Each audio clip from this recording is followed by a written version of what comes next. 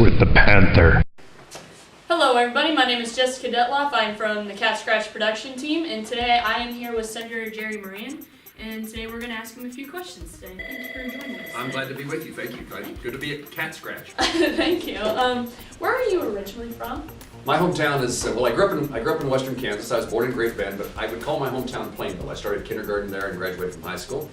And Plainville is a town of about 2,000 people, and it has, when I graduated from high school, it had 71 kids in the class. Today which would be about the same size as Concordia is today, but it's about half that size now. I guess there's 30 to 35 students, which is kind of the way that small towns in Kansas, or the kind of circumstances they face. But who I am and how I think is in so many ways related to where I grew up. Now, this is kind of a random question, but I was just kind of curious, were you ever kind of like one of the kids that were always the ones that was in charge of everybody, like Stuco-wise, or just really involved in school or anything? I have to admit I was the student body president of Plainville High School. Okay. And like you in Concordia and lots of schools across Kansas, the size of our schools gives us the opportunity to participate in everything from sports to music to band to musical productions and plays, and while doing all that, still go to class and learn things. So I was very involved in my high school, and again, how I think about things was impacted by the kind of education and people I was surrounded with.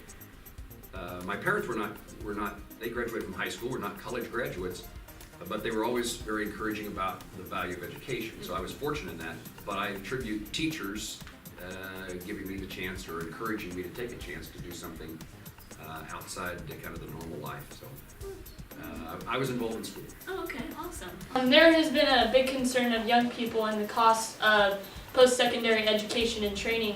What can the federal government help to do with this cost?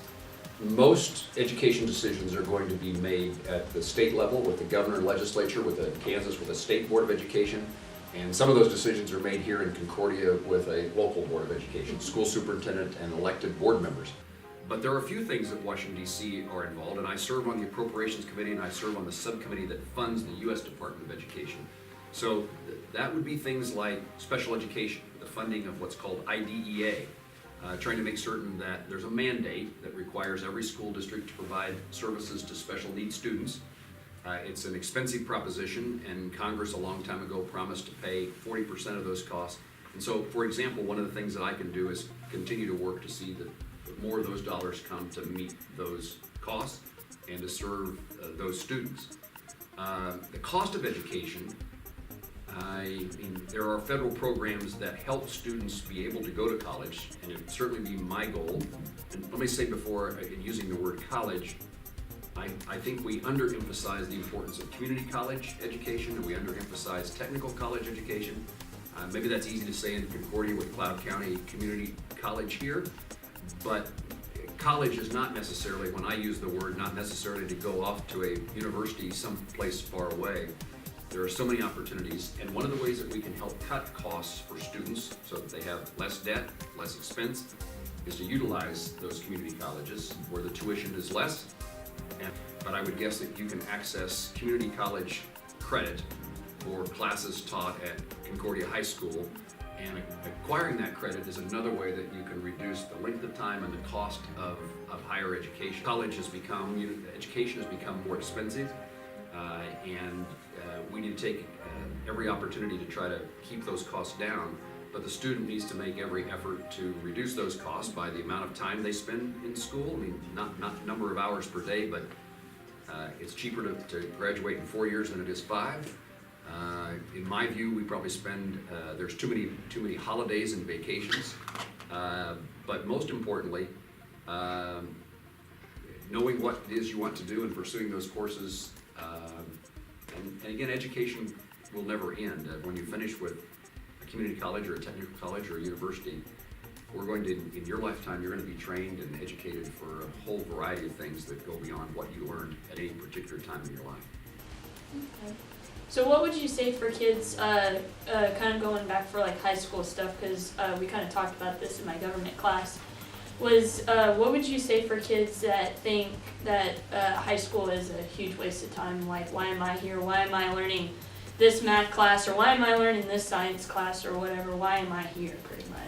Well, there is nothing more, with one exception, there's nothing more important in a person's life than what educational opportunities they take advantage of.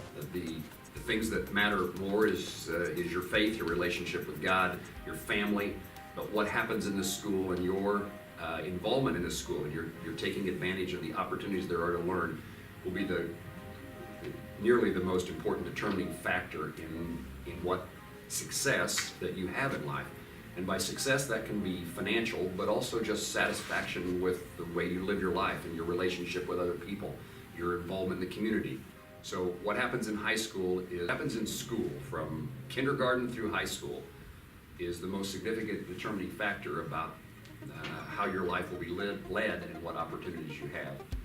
And a reason to support education, and a reason for students to participate in education, is it's the thing that creates not a guarantee of anything in life, just the opportunity to pursue things. And no one at high school age should reach the conclusion that education is unimportant. If they do, they will regret that decision later in life. Alrighty, well, I thank you very much, Jerry Moran, and I appreciate you stopping and talking to us Thank today. you for visiting with me. Thank you very much. You're very welcome.